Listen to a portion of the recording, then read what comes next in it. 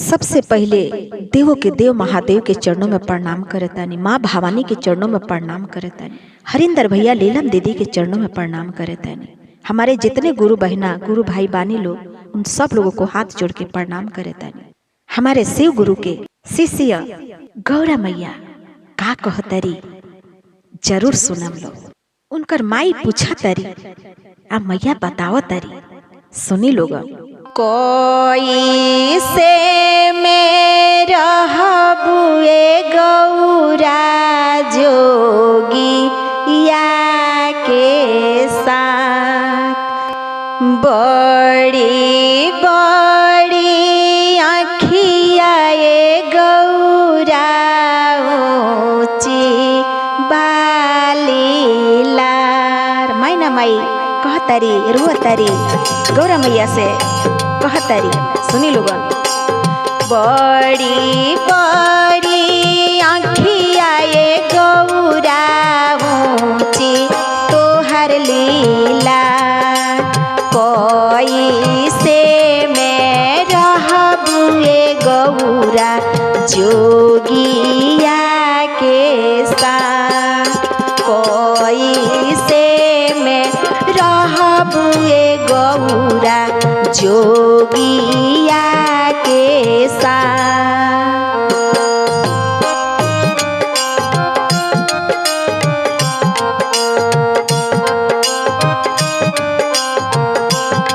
गौरा मैया कहतरी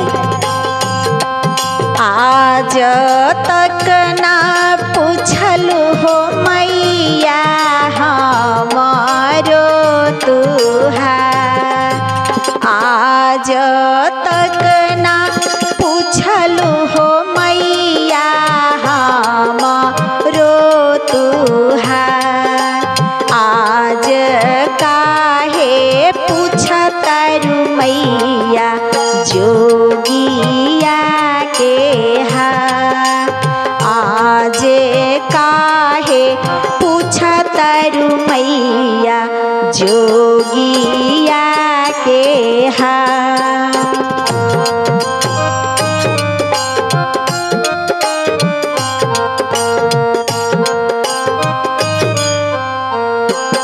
मैया रोअतरी कहतरी ए मैया आज तक ना पूछलू अब काहे पूछतरू।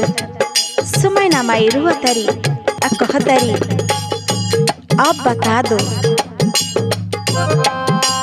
कहतरी गौरा मैया भैया हमरो सुनी है ये मैया जाई है खिसिया, भैया हमरो सुनी है ये मैया जाई है खिसिया, भौजी जे सुनी है ये मैया हंसी है ठाठा, भौजी जे सुनी है ये मैया हंसी है ठाठा।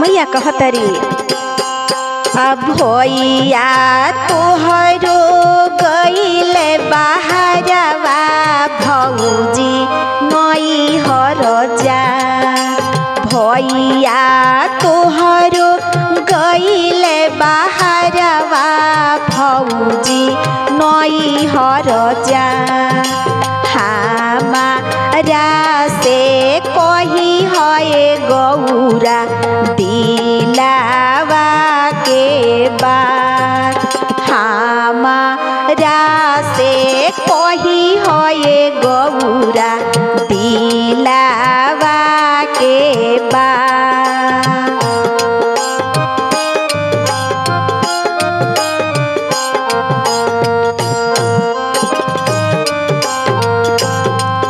मैया रोअतरी आ कहतरी कुछ तो बतावा। लेकिन गौरा हंसते हंसते कहतरी पापा के मोहलिया मैया देने बिसारा टूटा ही मोरैया मैया मिले लायारा टूटा ही मोरैया मैया मिले लायारा।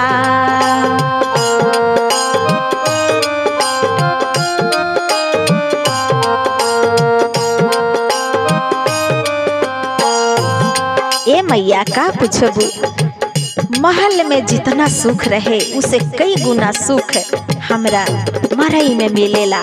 का कहतरी मैया सुनी लोग। तोहरा खातिर हऊँ मैया बरवा बबूरा, तोहरा खातिर हऊँ मैया बरवा बबूरा, हमारा खातिर हऊँ मैया तीन लोक भगवान, हमारा खातिर हऊँ मैया तीर लोकी भगवान।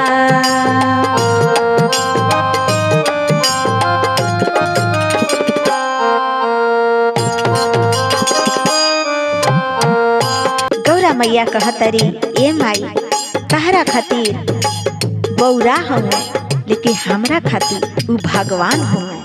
बड़ी तोहरी आँखिया हो गौरा ऊँची बालीला, बड़ी तोहरी आँखिया गौरा ऊँची बालीला, कोई से के रहबुए गौरा जोगिया के साथ, कोई से के रहबुए गौरा जोगिया के साथ, हम रहिले बोए मैया